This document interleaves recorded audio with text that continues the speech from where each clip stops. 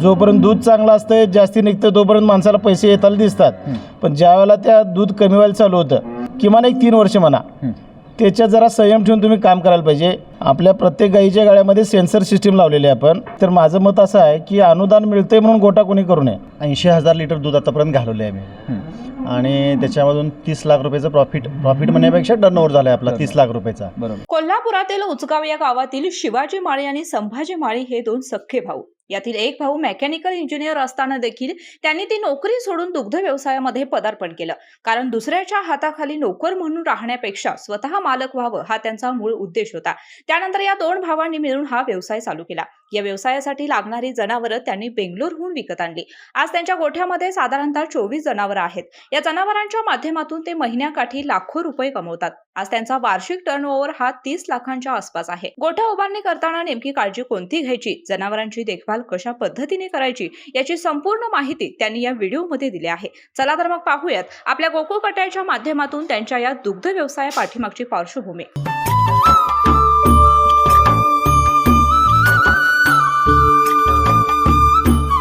दर्शक हो नमस्कार, के न्यूजमध्ये आपल्या सगळ्यांचं मनापासून स्वागत आहे. मी आता उचगावमध्ये आहे, कोल्हापूरमधील उचगाव इथं आहे. माझ्यासोबत आता शिवाजी माळी आणि संभाजी माळी हे दोघेजण भाऊ आणि ह्या दुग्ध व्यवसायामध्ये यांनी आता सुरुवात केलेली आहे. जवळपास माझ्या अंदाजानुसार 1 वर्ष झाला यांनी हा व्यवसाय सुरू केला आहे. माझ्या मागे जर का तुम्ही बघितलं तर यांचा ओपन गोठा आहे आणि समोर जर का बघितलं तर इथं यांचा गायींच्यासाठी दूध वगैरे हे करायसाठी असा एक गोठा उभारलेला आहे. पलीकडच्या जर का बाजूला बघितलं तर मुर्गासाठीचं बंकर तयार केलेलं आहे. सर नमस्कार, के न्यूजमध्ये आपलं स्वागत आहे. काय सांगाल, गोठा व्यवसायामध्ये येण्याची जी काही 1 वर्षाचा जो काही प्रवास होता आणि ह्यामध्ये आता गायी ज्या काय आणलेल्या आहेत ते प्रवास कसा होता, काय सांगा? गोठ्यामधला प्रवास जर म्हटला, गोठा करणं हा एक म्हणजे चॅलेंजिंग विषय आहे.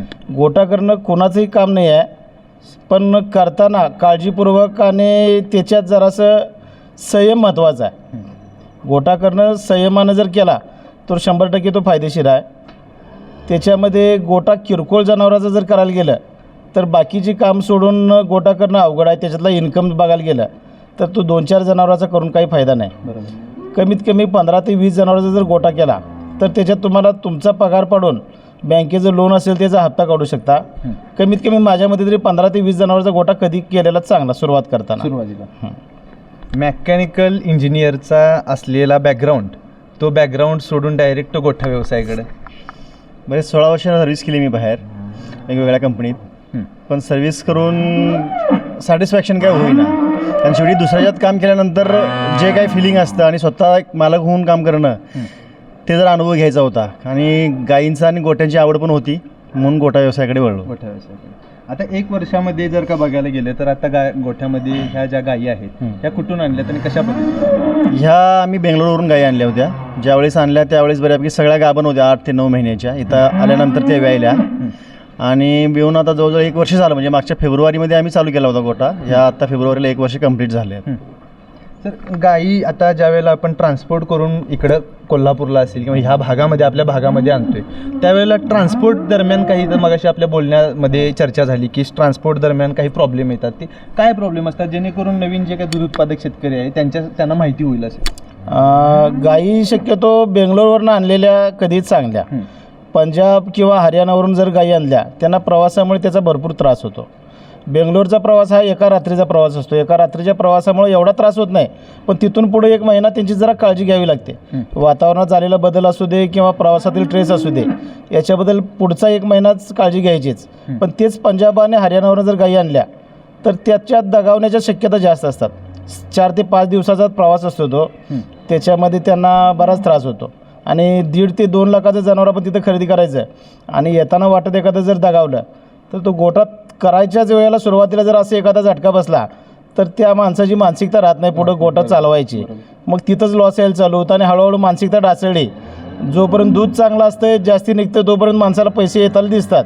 पण ज्यावेळेला त्या दूध कमी व्हायला चालू होतं आणि नवीन त्याची ज्या हे होईपर्यंत म्हणजे वेण्यापर्यंत नवीन दूध चालू व्हायच्या वेळेस जो भाकड काळ असतो त्यावेळेत लोकांना तो गोठा नको व्हायला चालू होतो आणि मग जनावरं परत विकायला चालू करतात. त्याच्यामुळे सुरुवातीपासून 1 वर्ष 1.5 वर्ष किमान एक 3 वर्ष म्हणा त्याच्यात जरा संयम ठेवून तुम्ही काम करायला पाहिजे. भाकड जनावर किती दिवस ठेवायचं, त्यांना त्याची माझाचं टाईम पिरियड बघायचा, किती दिवसात गाभण केली पाहिजेत, ह्या बऱ्याच बारीक सारी गोष्टी आहेत. ह्याच्यावर तुम्ही जर व्यवस्थित कंट्रोल केलं तर गोठा 100% चांगला. आणि जनावर शक्यतो पंजाबपेक्षा बेंगलोरवरून आणा. आणि त्याच्याहीपेक्षा चांगलं जर म्हटलं, आपल्या आसपासच्या लोकलच्या भागात जिथं जातीवंत ब्रीड मिळतं तिथून खरेदी केलेलं एक 10,000 महाग लागू दे, पण जवळच्या जवळ खरेदी केलेलं कधीही चांगलं. ट्रान्सपोर्टेशनचा आणि वातावरण सूट होत नाही. हा त्रास तुम्हाला पुढचा जो महिना दवाखान्यात जातो तो सुद्धा जाणार नाही.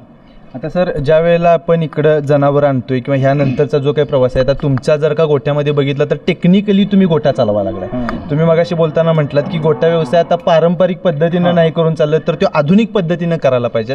आणि आधुनिक पद्धतीनं जर का ह्या व्यवसायामध्ये जर का आपण तरलो तरच हा व्यवसाय परवडणार आहे. तुमच्या गायींच्या प्रत्येक गळ्यामध्ये जर का बघितलं तर ते हो, आपल्या प्रत्येक गाईच्या गळ्यामध्ये सेन्सर सिस्टीम लावलेली आहे आपण. त्या सेन्सरवर गाईचं रवंथ दाखवतं, गाईनं चारा खाल्ला आहे नाही खाल्ला आहे दाखवतं, गाईची रोजची उठबस तिची हालचाल ह्याचं त्याच्यात दाखवतं. गाय माझावर आल्यानंतर ती माझावर कधी आली, तिला भरवायचं टाईम पिरियड प्रत्येक तासानुसार, म्हणजे एक 8 तासाचा टाईम पिरियड असतो, त्या वेळेत कधी भरवायचं, परफेक्ट भरवलं तर कधी ते तुम्हाला गाभण राहील ह्याची गॅरंटी त्याच्यावर दिली जाते. त्याच्यामुळे सेन्सरचा भरपूर फायदा होतो. जरा कॉस्टली आहे पण त्याचा 100% फायदा आहे. म्हणजे प्रत्येक गाईला त्याचा येणारा खर्च सरासरी 16,000 रुपये एका बेल्टची किंमत आहे त्या सेन्सरची. आणि त्याची सिस्टीम जी ऑपरेटिंग सिस्टीम आहे त्याची 2.25 लाख रुपये किंमत आहे. आता ते मोबाईलला ॲप्लिकेशन जे काय आहे ते तुमच्या दोघांच्या ते 4 ते 5 मोबाईलला सहज दाखवतं ते. म्हणजे जेवढे घरचे तुमचे व्यक्ती आहेत जे त्याच्यावर गोठ्यावर लक्ष देणारे असतात ते सगळ्यांच्या मोबाईलला कनेक्ट होतं आणि सगळ्यांच्या मोबाईलला त्याचा मेसेज जातो. एखादी गाय रवंथ केली नाही किंवा तिनं वैरण खाल्ली नाही, ती तब्येत बिघडल्या तर तो लगेच मालकाला मोबाईलवर अलर्ट जातो. अलर्ट गेला की तुम्ही त्याची गाय बघू शकता, ती खाल्ले किंवा नाही खाल्ले किंवा त्याला डॉक्टरला दाखवायला लागतंय हे तुमच्या लक्षात येतं. आणि ते जर नसेल तर मुक्त गोठ्यात एखादं जनावर तुमचं वैरण खाल्लंय किंवा नाही तुम्हाला काही सांगता येत नाही, समजत नाही. त्या सेन्सर बेल्टचा तेवढा फायदा होतोय. त्याचा जर बघायला गेलं तर काय फायदा होतोय का, म्हणजे काय तुमच्या निदर्शनात आलेला एखादा अनुभव काय आहे का असा? अनुभव म्हटलं तर कसं आहे, मुळात कंपनीच आपली वर्ल्ड क्लास कंपनी आहे. MSD कंपनी म्हणून आहे, त्याची बेल्ट आहेत सगळी, US कंपनी आहे ती. तर त्याच्यापासून फायदा म्हणजे समजा एखादं जनावर इथं चारा खाऊन जरी गेलं पण त्याची रवंथ नाही झाली तरी पण आपल्याला मॅसेज येतो त्याचा लगेच. किंवा एखादं गाय समजा माझावर आली तर त्याचं भरवण्याचं जे टायमिंग आहे ते परफेक्ट आपल्याला मोबाईलवरती दिसते की ह्या वेळेमध्ये त्याला भरवलं गेलं पाहिजे. तर त्याचं पर्सेंटेज जे आहे की ते प्रेग्नंट राहण्याचं ते जास्त राहते. असे बरेचसे फायदे आहेत त्याच्यामध्ये. समजा एखाद्याला टेम्परेचर आलं आणि त्यानं चाराच नाही खाल्ला तरी पण आपल्याला इमिजिएट मॅसेज येतो. समजा आपण बघायच्या अगोदर किंवा आपण स्वतःहून लक्ष देणं त्याच्यापेक्षा सुद्धा मोबाईल ॲप्लिकेशनवरती आपल्याला मॅसेज लवकर येतो. बरोबर. तसं बघायला गेलं तर ही मुख्य जनावरं आहेत, ही सांगू शकत नाहीत की काय नेमका प्रॉब्लेम चालू आहे किंवा त्याचं जे काही असणार आजारपण आहे हे सांगू शकत नाही. पण या सेन्सरच्या माध्यमातून अशा पद्धतीनं शेतकऱ्याला असेल, दूध उत्पादक शेतकऱ्याला असेल याची माहिती मिळू शकते आणि त्याच्यावरती लगेच त्वरित जी काही अंमलबजावणी आहे ती डॉक्टरला बोलवून ती अशा पद्धतीनं करू शकते. नवीन जो काही उद्योजक आहे, दूध उत्पादक शेतकरी आहे, ह्या शेतकऱ्याला हे फायद्याचं असणार आहे. सर, आता जर का बघायला गेलं तर गायींचं जे काही दुधाचं ॲव्हरेज आहे ते ॲव्हरेज कसं आहे आणि त्याच्यातनं होणारं आर्थिक गणित कसं आहे? साधारणतः आपल्या त्या गायी आहेत त्या साधारण 20, 22, 25 लिटरच्या ॲव्हरेजच्या गायी आहेत आपल्याकडे. आणि आत्ता आपल्याला जो रेट मिळतो गोकुळचा तो साधारण 37-38 रुपयेपर्यंत मिळतो आहे आपल्याला. त्याच्यामुळं आता आहे आपल्याकडे म्हणजे थोडंसं हँड टू माउथ सिच्युएशन आहे. दुधाचा रेट अजून वाढायला पाहिजे थोडंसं, पण ठीक आहे. अजून पण आपण जर चाऱ्याचं नियोजन योग्य केलं आणि काही आपला जो खर्च आहे त्याच्यामध्ये जर आपण बचत केली तर आपण त्याच्यामध्ये फायद्यामध्ये येऊ शकतो. तुमचं जर का क्षेत्र बघायला गेलं तर 1/2 एकर, बरोबर ना? 1/2 एकर शेत. आणि ह्या 1/2 एकर शेतामध्ये जर का बघायला गेलं तर ह्या जवळपास 25 ते 30 गायी. तर चारा जवळपास बघायला गेलं तर तुमचा विकतचा आहे मोस्टली, आणि तुम्ही सुद्धा त्याच्यासाठी आता वेगळं नियोजन केलेलं आहे. तर ते नियोजन कसं आहे आणि चाऱ्याचं नियोजन कशा पद्धतीनं करतात? चारा सुरुवातीला ज्यावेळेस आम्ही गायी आणल्या त्यावेळेस आम्ही चारा बाहेरून विकत घेतला होता. जे बेलर मिळतात मोठे 50 kgचे ते घेतले होते. ते साधारण आम्हाला 8 ते 9 रुपये किलो प्रमाणे पडले होते. पण ते सुद्धा कॉस्ट जास्त जात होती. मग आम्ही त्याच्यामध्ये थोडंसं बचत करायच्या उद्देशानं मग आम्ही आमच्याकडचा चारा बाहेरचं मशीन आणून कुट्टी करून घेतली आमच्याकडे आणि ते काळ्या बॅगा ज्या असतात आपल्या 50 किलोच्या त्या भरल्या. पण त्या आपल्याला थोडासा कमी रेट म्हणजे साधारण 5 रुपये 6 रुपयाच्या आसपास पडला रेट. पण त्याच्यामध्ये पण पुन्हा उंदीर लागणं किंवा हे त्याच्यामुळं बरंचसं मात्र झालं आपल्याकडे. मग पुन्हा आणि मग काय करायचा हा विचार करून शेवटी आम्ही हे 2 बंकर उभा केलेत. एक 30-30 टनाचे 2 बंकर आहेत. त्याच्यामध्ये वैरण जी वल्ली वैरण आहे ते आम्ही कर्नाटकातून घेतो मका, आणि एका वेळेला 30 टन साधारण भरून ठेवतो आम्ही त्याच्यामध्ये. त्याचा रेट साधारण आपल्याला 4.5 रुपयेपर्यंत जातो किलोला, हे आपण स्वतः इथं सगळं केलं सगळं तयार केल्यानंतर. आणि एकदा 30 टन भरलं तर ते 2 महिने आपल्याला बघावं लागत नाही परत. म्हणजे वल्ली वैरण रोज कापून आणायला पाहिजे शेतातून, याची काही गरज नाही. एकदा जर मुरगाची बंकर भरून ठेवले आपण तर ते आपण 2 महिने वापरू शकतो. गोट्यासाठी कोणतं अनुदान किंवा हे काही घेतलेलं आहे का? कुठले अनुदान अजून घेतले नाही आपण गव्हर्नमेंटचं हां. म्हणजे एकतर माझं मत असं आहे की अनुदान मिळतंय म्हणून गोटा कोणी करू नये. हां हां हां हां.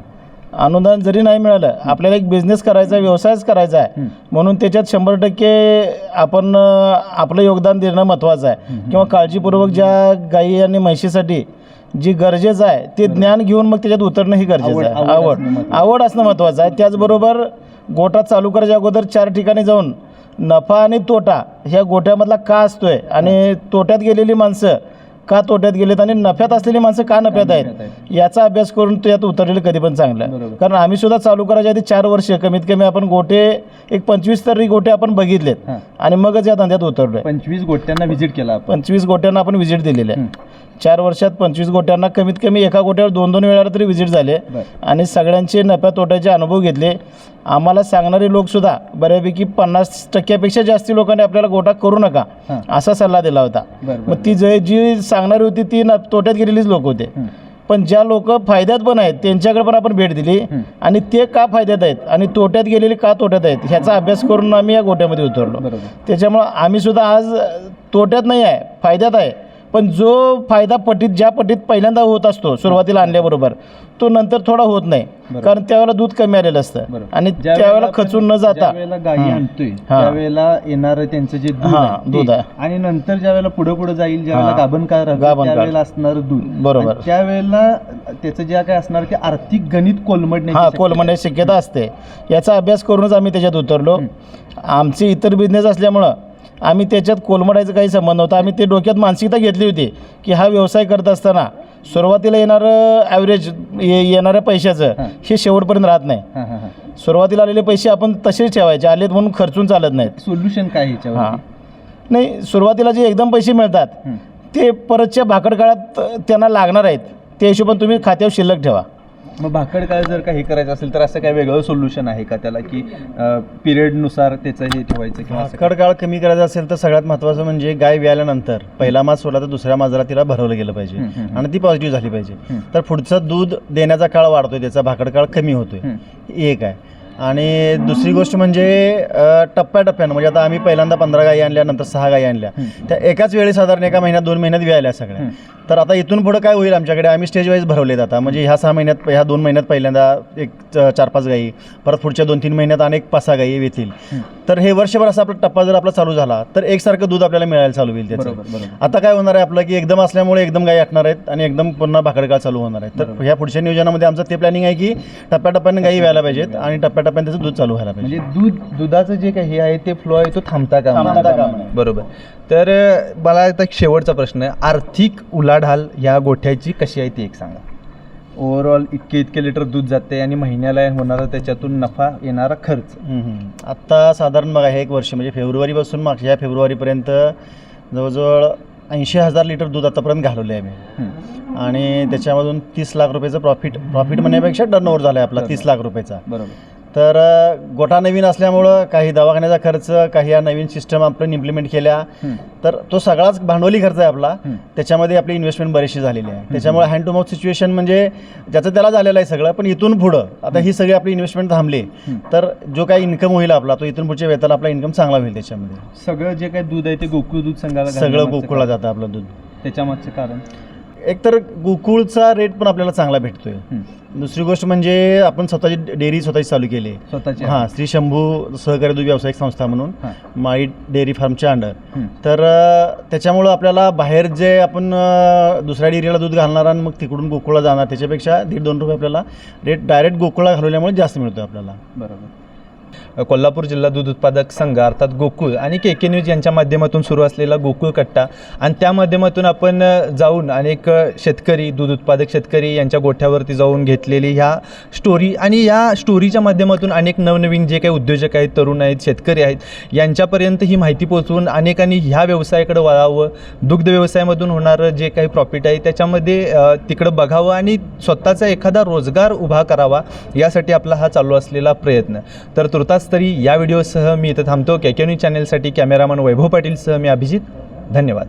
अशाच नवनवीन अपडेट पाहण्यासाठी आमच्या कोल्हापुरी कारभार म्हणजेच के न्यूज चॅनेलला सबस्क्राईब करा.